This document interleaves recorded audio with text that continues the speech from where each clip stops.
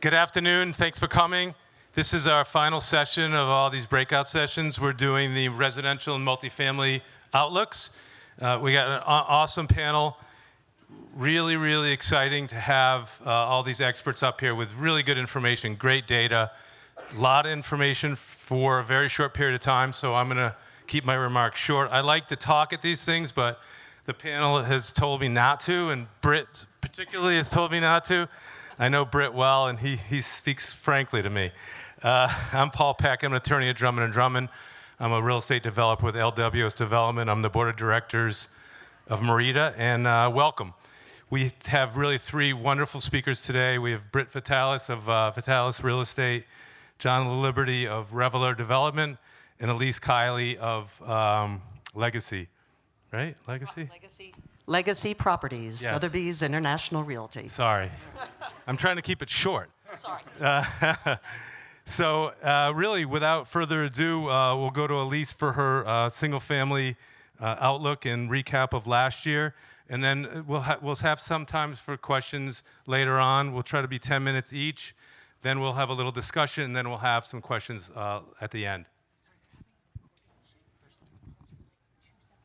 So there's a recording issue, so we're going to stop for just a couple of minutes, and I can talk. 2023, I had a set of lovely, lovely clients. Their names were Ed and Margaret. And Ed and Margaret were looking for a signature property in Maine. Oh, I did say it right. Oh, that's too far. Cool. There we go. They were looking for a signature property in Maine. Their budget was about $3 million. They wanted to be near a marina so they could be near their boat that they just brought from DeMillo's, shout out to DeMillo's, near the golf club, the tennis club. They wanted something adult children and grandchildren will come to. Well, Ed was north of 90 years old. And he said, we had trouble finding exactly what they wanted. And he said, Elise, no problem. If I can't find the house that we're looking for, I'll just go rent for a year in Europe.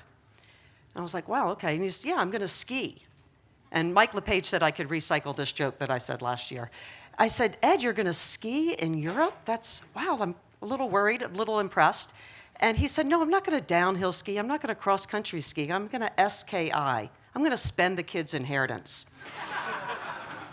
and I giggled just like you did. And I share that because I think it is an example of sort of the mentality or the theme of this high-end luxury active baby boomer, which I affectionately call lab. They're my labs, my high-end luxury active baby boomers. And I'm going to add to that story, I have a new category of clients this year called Lens, L-E-N-S, and they're my luxury empty nesters. And these two market segments, buyer segments, have a lot in common. They are often cash. They have more than one property usually. Very sophisticated, very lovely, nice people. And they want to have the signature property that's going to draw their children and grandchildren to come visit them in Maine. But the condition is very important. They are not going to settle. But once they find what they're looking for, they're going to strike, and they're going to strike hard, they're going to strike quickly. They'll do a nod to see what the comparable sale price was of a neighboring property, but that won't be the driver. The driver will be their lifestyle. And so my first group, my labs, their budget was $3 million. They ended up spending $5 million cash on a waterfront community. They didn't even own the waterfront, beautiful views down in Kennebunk. And they didn't see the property until about a month after closing. When I picked them up at the airport, very nervously drove them to their new house, and they're thrilled, So my new group of clients, I want to tell you a little quick story about this group, Lens. We're going to call them, it's a little ditty about Jack and Diane. So, only one laughter on that. I thought that would get more. Jack and Diane, empty nesters, lived right outside of Portland, lived in the same house, raised their family for about 25 years. And I got a call about this time last year. Elise, we've worked really hard. We've had some good success. We want to treat ourselves. My wife has seen the pictures of the luxury modern farmhouse. We want to spend somewhere around $2.5. We don't have to be on the water. It'd be nice if we looked at water. And I said, I think we can do that. And they were going to buy before they sold the home that they had raised their family in. So about a month later, we're about to close on about a $3.25 million property, exactly what they wanted. The flexibility of their budget didn't faze them at all. And we're about ready to close. We're going through sort of the logistics of how to transfer, do the wire to the title company and so forth. And he shared with me that at the same time that they're wiring for this cash, again, no inspections, $3.25 million property, he was doing a wire to their adult son and his family in a major metropolitan area outside of Maine because his son and his family were buying their first home. And they had lost out on several properties, so they needed to be cash.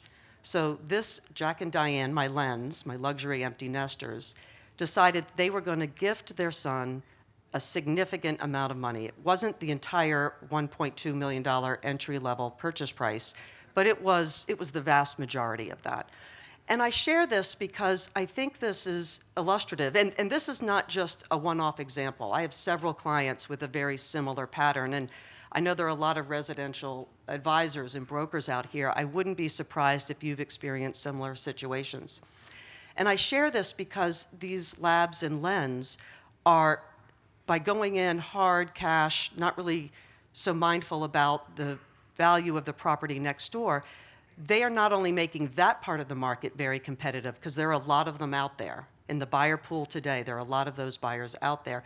They are pulling up the middle market by virtue of the strong appreciation, and I have some slides and some data to show you in a minute. They're pulling up the price point of the middle market. So for example, in the greater Portland area, I would argue that entry level for some of these late 20, early 30-year-olds coming in, either WEX, IDEX, the RU, Maine Med, they're spending either side of $1 million and often north of $1 million.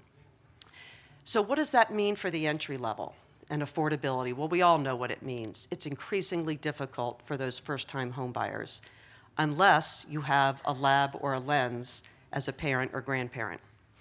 And what it does is it makes it harder for those first-time home buyers who are doing exactly what most of you all probably did, definitely what my husband Neil and I did, is we financed our first property. When we were getting quarters under the couch to come up with a down payment, and it really puts them at a disadvantage. So think about those two stories as we go through on the slides. And I think we can go to the first slide. So I'm looking statewide here, and you look at the appreciation of property. The first slide talks about the median single-family residential sales price. And you can see we're just under $400,000 with an 8.3% appreciation. I just did a quick look this morning in Portland. In Portland, there are 5 single-family homes under $500,000. 5. There's one on Great Diamond, but I didn't include that. And they're all in the $400,000 range. Nothing less expensive. And I would argue it's questionable whether most of them are habitable or not.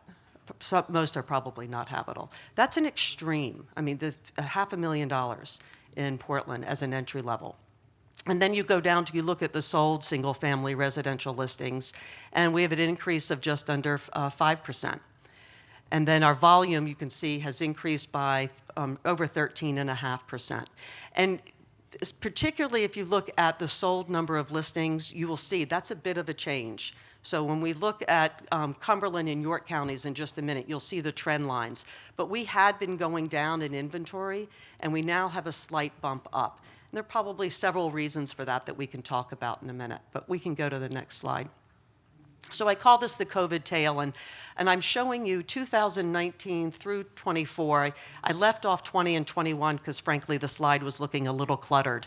But it's interesting to see the trend lines, and again, this is statewide. And you see in 2019, we were $2.25 as our median sales price, and again, now we're up at $390. And the sold listings in 2019, obviously pre-COVID, we were over 18,000 sold listings. And then that steadily decreased significantly in 23. And compared 23 to 24, we now have a slight bump up. And even though we had that decreasing inventory, if you look at volume of dollars, you can see we started in 19 at over 5 billion, then we went to 7 and around 6.5, and now we're back up to 7. even with that reduction in inventory. And again, I think that's a combination of appreciation and what's happening at the really high end of the market. Next slide. So now I wanted to focus in on Cumberland and York counties.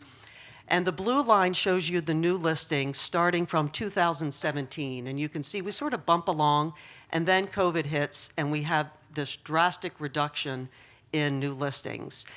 And then you see towards the end, you see the bump up to show the increase. And this is just in those two counties, we have over a 15% increase in new listings. The red line or orange line shows you the Fed rate, the Fed funds rate. And you can see during COVID when we were pretty much at zero, and then we had that big spike up, it really accelerated the reduction in new listings and inventory. Next slide. Then we can go to the next slide, that's redundant. Again, the same story in Cumberland and York counties. You can see we bump along on the number of sold units, and then COVID hits, and we have this drastic reduction. But we did have, just in those two counties, a little over 9% increase from 23 to 24 in the number of sold units. So we are seeing more activity. It'll be interesting to see at 25. And at the end, I'll be so brave or naive to give you some specific predictions for 25. Next slide. So the sold dollar volume, again, you can see the impact of COVID there in the middle. We go to, these are in the billions, 4.7 billion, and then a slight, reduction as we go through COVID, and again, uptick in sold volume of about 17.5% from 23 to 24. Next slide. And once again, the median sales price in these two counties, about 7.3% increase from 23 to 24. And I'm going to stay on this slide for just a second because I go back to those clients that we all have that are starting out. Maybe they're children of clients, or they're your friends or your family, and you're trying to help them navigate this really complicated market in trying to buy their first home. And I remember, and I told this story last year about a really sweet young couple I had. She's a nurse, and he was in a first responder, I think a fireman.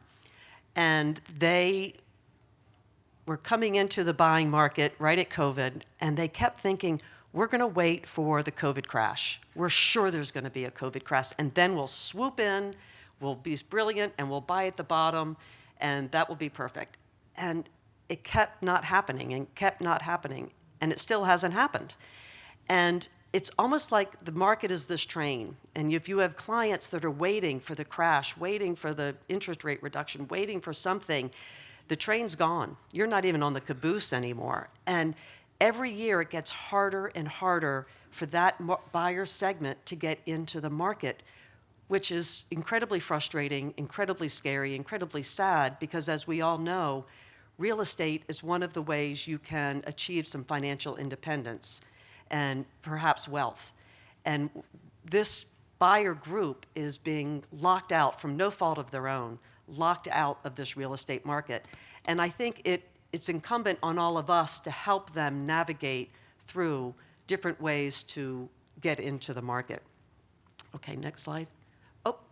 You know what? Previous slide. I went too early. Sorry.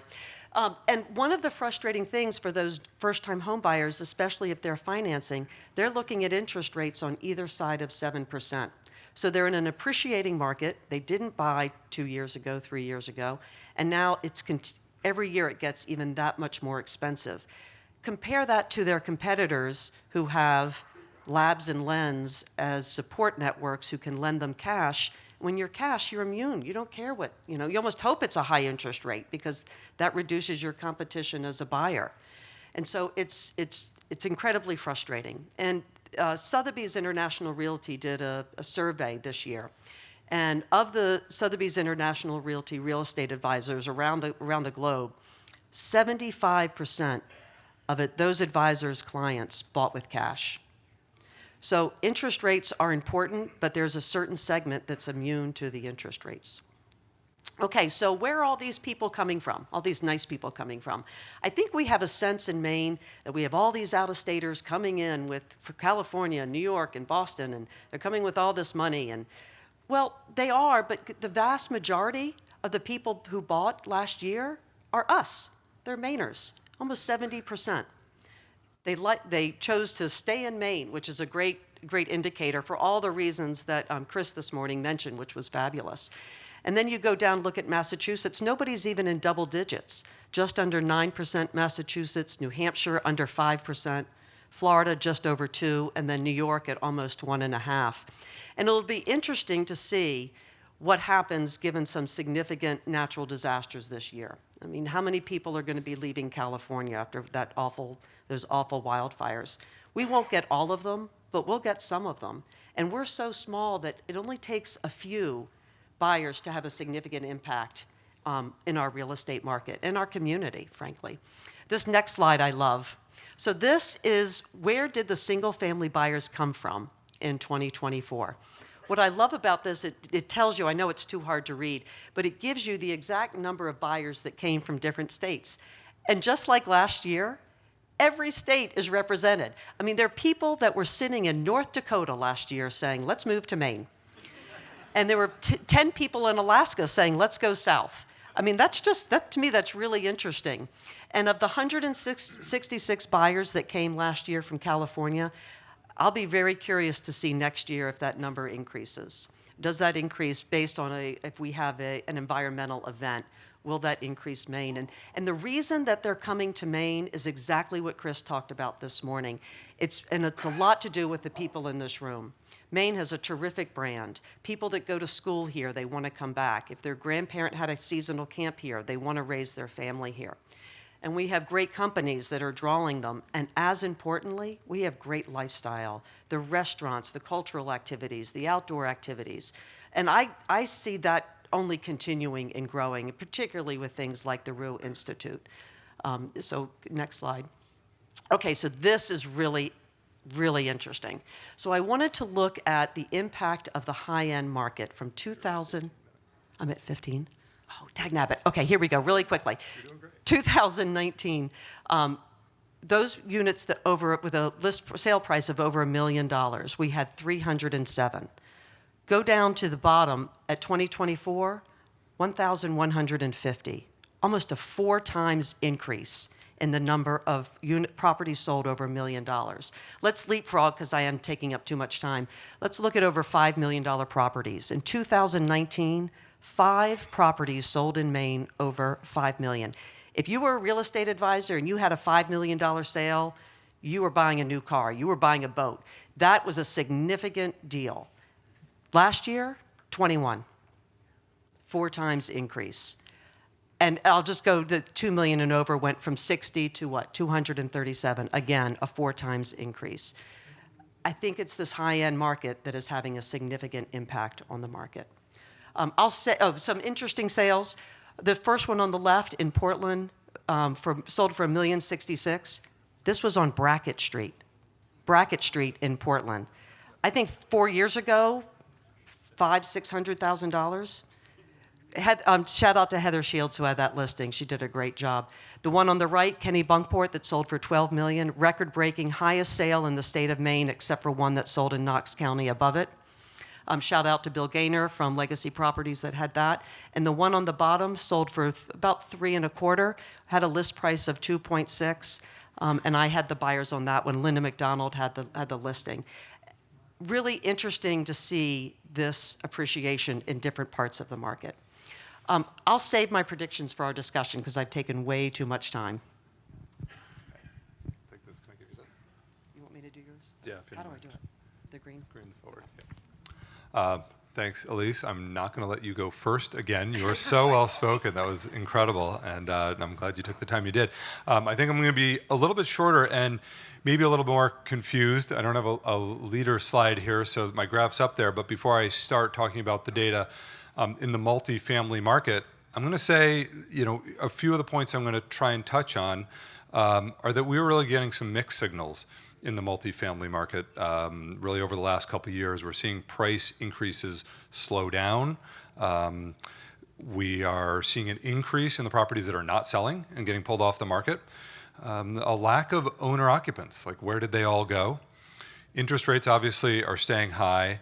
And I think a lot of this is affected by the new inventory that's coming online and the slowing of rental rates and the increases in the rental rates. And I think we're going to have a good conversation with John about that and how all that relates. So getting into the data, these are number of units sold in the 2 to 4 units, which is sort of the most stable market in these towns. So you can see where we are kind of relative to the average. Portland is still down, number of units sold.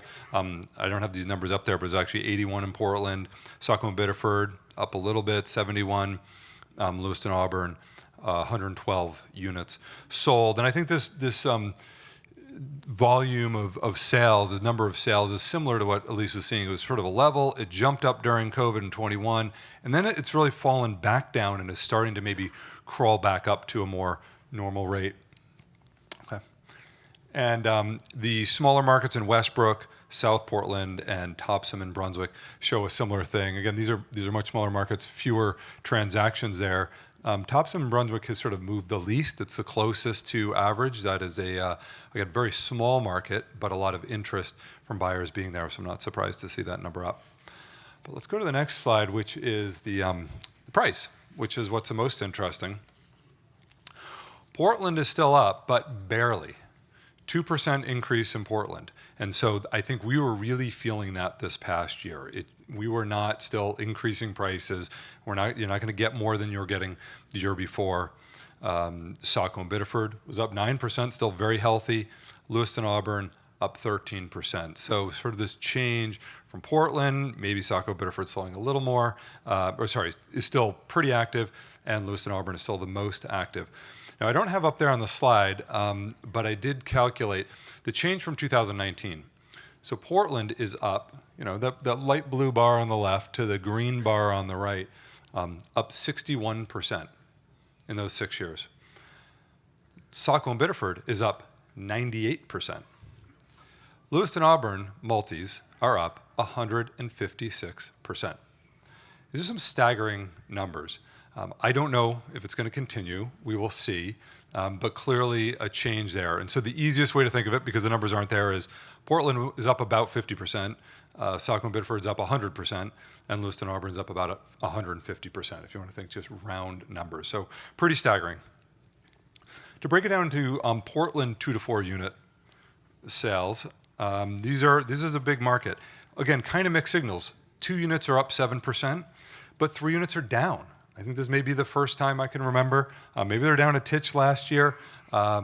We don't really see price decreases, but this is what we're starting to feel in the market.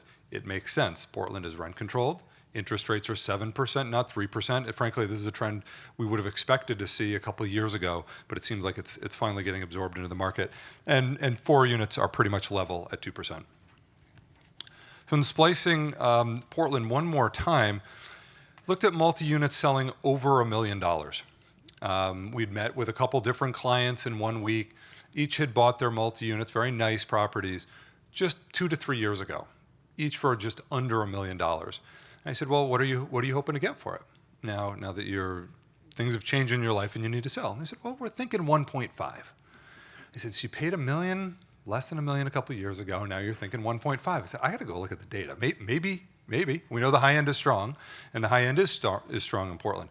So I looked at the median price of multi-units over $1 million, and you can see the graph right there. It's all hovering around 1.2. It was up a little bit, down a little bit, but right around 1.2. So, while Portland is leveling off, when you start to really splice it, it's feeling flat. And the next slide will show that on a price per square foot basis, it really bears that out. That over $1 million, it's still about the same price per square foot for a multi-unit in Portland. Next slide. So the commercial multis, just a quick slice of this. Again, Portland passed rent control in 2020. We've talked about that a lot here. Passed again, ratcheted up even more in 2022, which makes me surprised that that graph is going up at all. These are the sale price on a per unit basis and on a price per square foot basis for multi-units that are 5 units or more. So these are called commercial multis, commercial financing. They're bought for their income based on the net operating income. Well, prices still went up after rent control, but not by a lot. And you can see the market start to absorb rent control, and the price per unit has come down over the last couple of years, which makes a lot of sense. The price per square foot is up. I can't really explain that. I think it's just a variation in some properties, but I think we should see Portland multis as flat, if not down, from an income perspective. And so we were feeling in the market, we had some listings out there. We had some pretty inexpensive entry-level multis, 2 units, 3 units. We had the cheapest 3 unit on the market downtown, and no one was coming to see it. This past fall, we're thinking, well, maybe it's the election, it's fall, it's winter. We didn't know why. But again, I got curious and looked into the data and noticed that the number of listings not sold in Portland almost doubled this last year. They expired, they were withdrawn, or the listings were canceled.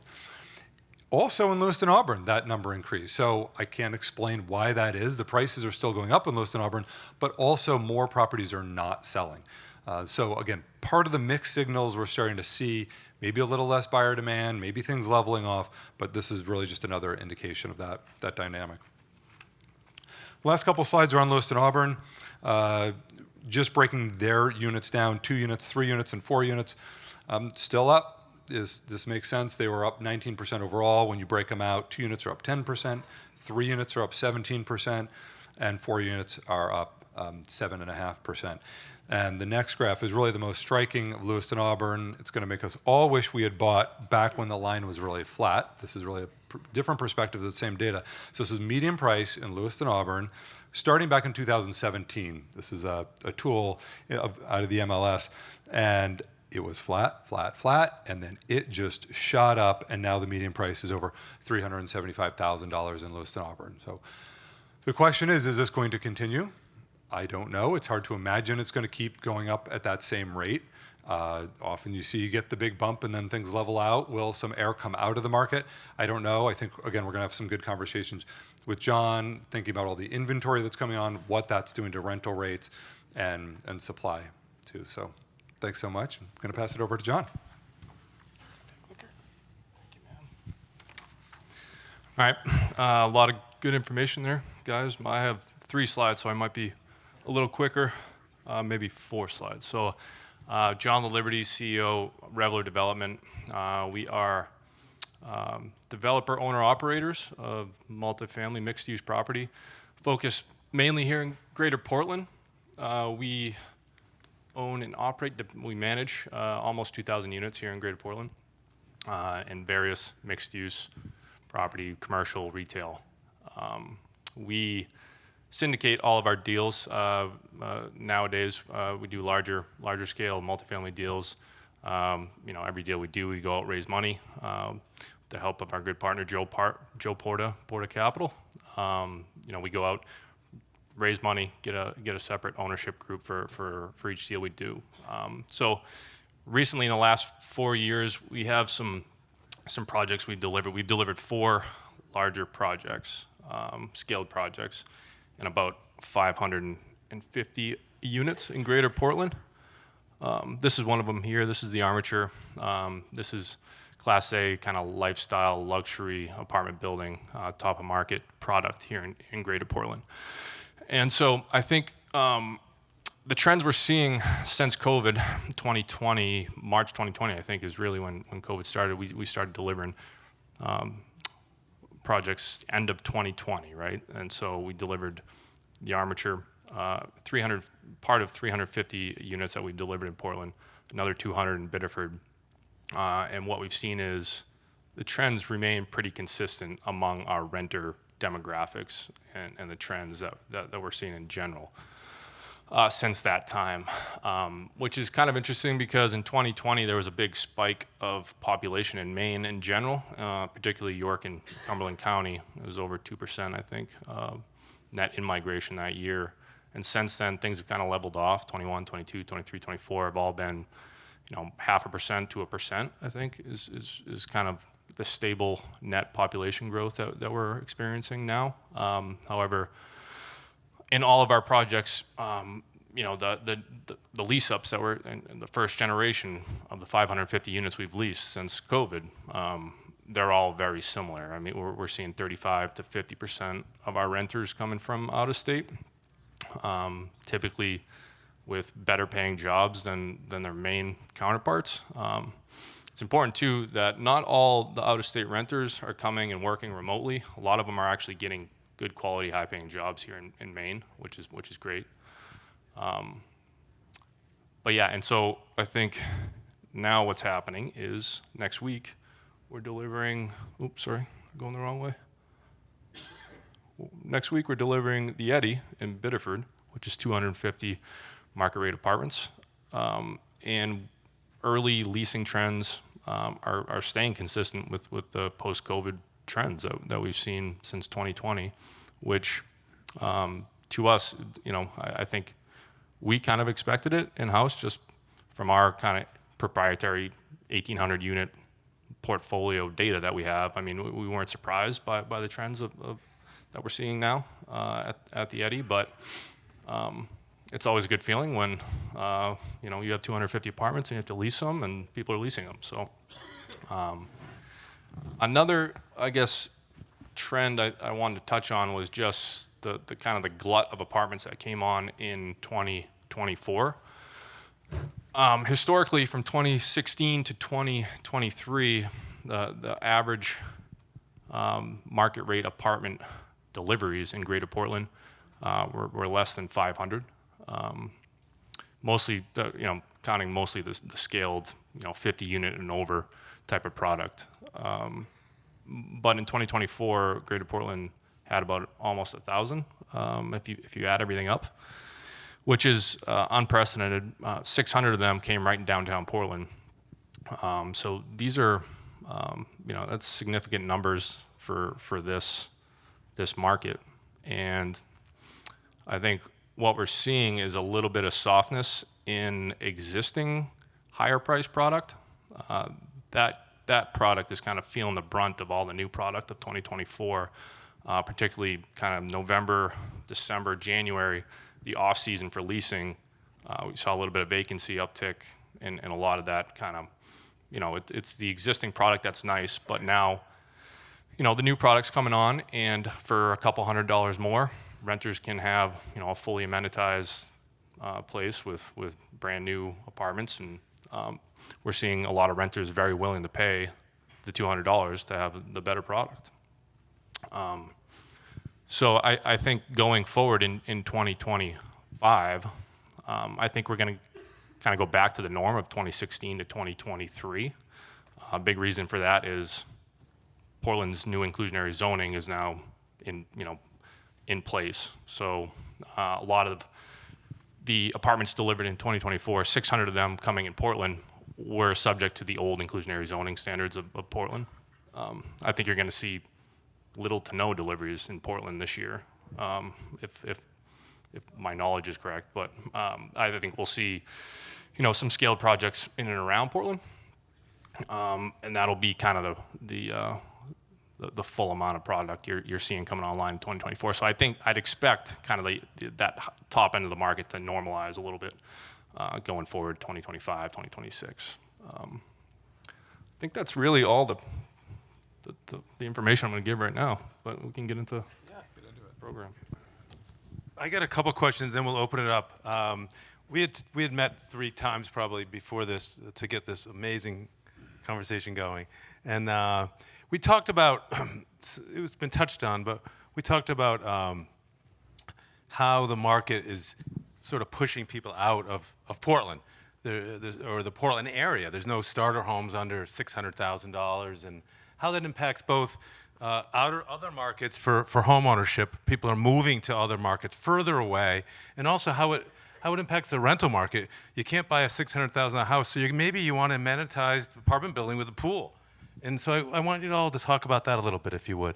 If you want to start, maybe you. Sure. Well, as I'd mentioned, I'm really surprised. Like, where did the owner occupants go? Where did all these scrappy young buyers who want to buy their first 2-unit or 3-unit and fix it up? They just seem to have vaporized over this past year. Certainly in Portland, and I think less so in Biddeford and Saco and Lewiston Auburn, but I think there are fewer generally. And so in our discussion, we're speculating, and John sort of got me thinking about this, that maybe some are just choosing lifestyle.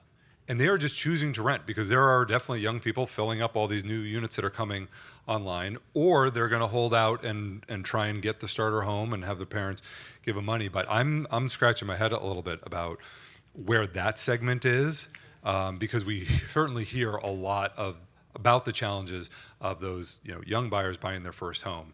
From my perspective, there's opportunities in the multi-world, but maybe they're renting. Maybe it's just a shift in taste. Yeah, I think too. I mean, when you think about this market back when I was in college, or anybody here was in college, I mean, I think that the quality of the apartment product wasn't what it is today too. I mean, I think that makes a big difference. A lot of young kids aren't accepting of a dumpy old apartment downtown, right? They're seeing the nice amenities, and they're seeing their friends live there, and they want to live there too, right? And it's a little more appealing to some. I think, especially nowadays, this generation, I guess, a lot of them would prefer the luxury and the pool rather than picking up a hammer and nails. So I think there's something to that. And I think all this new inventory, you said it, you're feeling it within your own portfolio, but I'm hearing it anecdotally from the landlord market generally that there are some 2-bedrooms that are sitting vacant this winter and last winter. And I had not heard that for 20 years, that there was any unit anywhere. And I think this nicer product is coming online, newer, more amenitized. And so sort of the average Portland building with a 1 or 2-bedroom unit is now competing with a product that never existed before. So I think that's a real change, and maybe starting to even affect the pricing of the multis. Yeah, I think the multis, and I mean, like that existing product right below the new inventory, like I mentioned, the vacancy came in the low leasing season. Now we're starting to see it pick back up. Like I said, with the stabilization of the market, not having so many deliveries in 2025 as we had in 2024, I think that'll stabilize and even off. But I mean, we definitely saw the impact. And I would say in the residential single-family condo market, a similar factor. The expectations and the standards of fit and finish is much higher than it's ever been. And condition is starting to matter again. And I think there's several reasons for that. If you have double income family, 2 jobs, 2 careers, maybe there are other people living there too, time is precious. That's one factor. And the other factor is it's not like you can call 4 electricians and get estimates for the renovation job, or 4 contractors and get estimates. The tightness of the labor market is a big impact on that.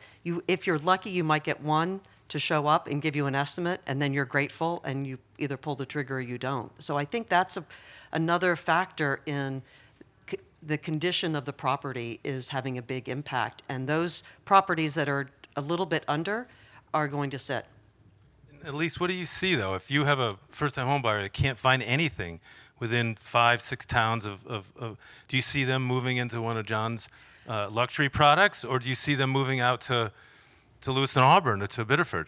I haven't seen moving to Lewiston Auburn and Biddeford. What I have seen, and because there's been opportunity, I have seen some clients who were not successful in purchasing but had committed to move here.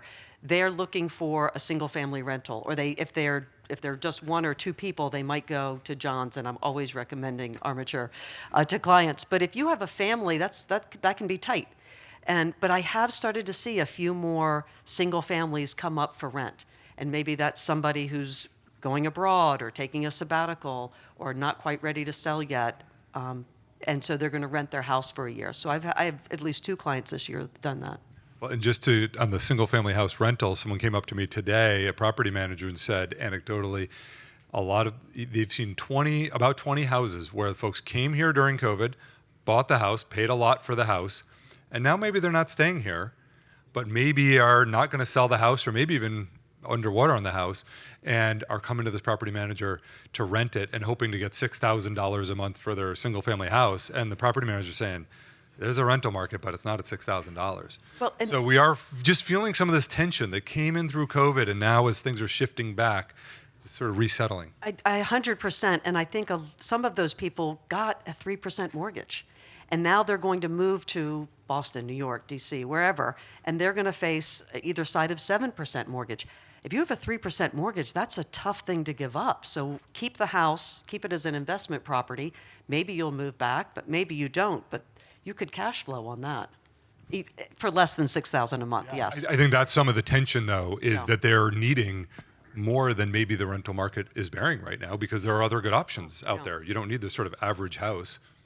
It's a good point. So you're not seeing people pushed out of this area for a starter home. They're moving to half hour away, 45 minutes away. I mean, I'd like to hear about that, and because I think that's what people have done for generations. They move further away and they commute in, and I mean, it all depends on the buyer segment. If you have a family and you've designated a certain community where you want to raise your family, you're going to be pretty sticky to around that community. If you have more flexibility, of course, you will have more options as you go west or as you go south. The challenge is the requirements for lifestyle are still really high. And that buyer, future renter perhaps, still wants to be within easy driving distance from going out to dinner in downtown Portland. I'm not as close to the market as Elise is, but in my office with other residential brokers, I know right after COVID, we started doing a lot more in Brunswick, Bath, Gorham, Wyndham, and we'd been pretty Portland-centric. And suddenly the geography that the buyers expected to be in definitely expanded. And what about you, John? I mean, you have the challenges of Portland with inclusionary zoning and with rent control. Are you looking, I know you've looked down at Saco Biddeford, are you looking at other communities to build? Not at the moment. I mean, we love Biddeford. I mean, we've had some good partnerships down there with the city. They've done a great job.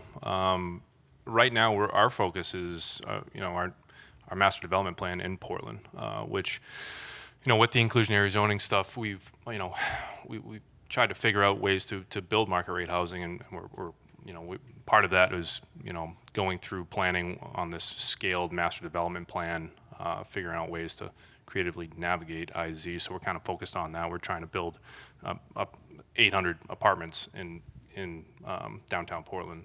So that's been our focus recently. Yeah. So we have about 10 minutes left, and we were supposed to have about 10 minutes left for questions. There's 2 mics here, so if anybody has any questions, we'd love to have you come up and ask. Hi, I just wanted to make a comment that anecdotally, and that's all it is, you folks have some great statistics. I was just under the general belief that the future of young couples buying homes may not be real anymore, and that, I live in the Saco area, and between Saco and Biddeford, they've got a lot of apartment stock that's being put up on the high end. And I think, that's probably going to appeal to a lot of these people that don't have the parents that are going to wire the money. So if they're kind of on their own, even if they're, earning well, I think that the future may be in that stock for a lot of reasons. So I just wonder if you folks, I see you're nodding, but I don't know if you feel it's sort of a trend and it might get back to, the American dream kind of thing. Well, I think a lot of us have been part of housing discussions for a lot of years now, and obviously there's just so many challenges between zoning density, NIMBYs opposing developments, costs of construction, now interest rates, who knows what's happening with tariffs. I think there is a great desire on the part of developers and communities to have more affordable housing built. It's just not easy to do. And I think that's a reality, and there are, again, real estate forums like this happening all the time where folks around the state are trying to tackle it, both at the local level and the state level. LD 2003 a few years ago, I think they're revisiting some of those concepts. And Beth Fraser was talking about some of the legislative things they're doing in Augusta to try and open doors to get more affordable housing built. Yes, I want to go back to that forecast for single-family housing that you said you were going to give us later in the show. This is just my own personal predictions, and I'm going a little bit out on a limb here, but my prediction is that we will continue to see a slight increase, modest increase in the number of listings and sales. I sat in the Amanda Rector presentation at Main Biz a few weeks ago, and she said the word of the year is uncertainty.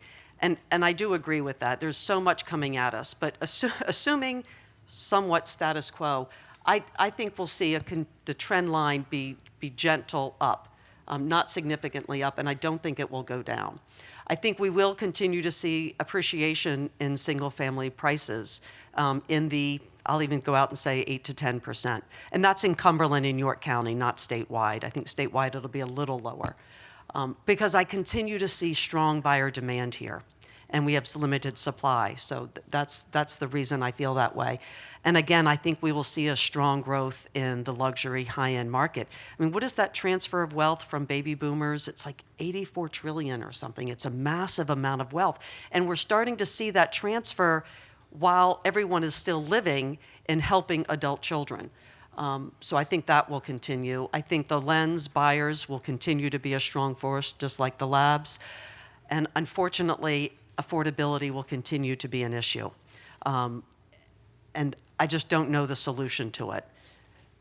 And I think cash will continue to be predominant as we are in these 7% interest rates. I mean, 7% interest rate historically is not that extreme, but when you go to a cocktail party and your neighbor tells you they got a 3%, it makes you feel bad, right? Just makes you feel bad. And I think to the extent people can pay cash, they will. I think the 7% is starting to be absorbed into the market more and more. People are just living with it and accepting it. I think your predictions highlight sort of this irony in the market right now, and that's been there for a few years, which is prices keep going up even though it's not affordable, and it's because there's just still low inventory. Yeah. And that these clashing forces are just, it seems like it should be going one way, and yet prices just keep going up. I think my predictions in the multifamily market are going to be hopefully a leveling off. Hopefully, I think some buyers are going to start to get into the market, but I don't think prices are going to keep going up. I think because of inventory coming on, the rents are starting to level off as they should. Rents were going up so quickly for so long. It was really having a dramatic impact on the market. It was driving and supporting higher multi-unit prices. But as the rents level off, the prices level off, and I think we're going to start to see some more transactions happen. I think sellers are also accepting it. They can look back and take their 61% increase or their 150% increase and call it a win, and I hope they do. We have time for maybe one more question if there are any others. Seeing none, we'll wrap up. Thank you for all for attending. This is our last event of the day. Appreciate and call out our gold sponsor, TD Bank, and all our other sponsors. Make sure you sign up for your continuing education credits. If you don't sign up, you won't get them. Try to put in your evaluation forms if you would. That'd be great, so we know what's up and how you appreciated this this panel. We have events coming up, rezoning in Portland in March, and Strikeout for Scholars is coming up. We have an event on May 14th, a spring event. And no one cares. So have a good day.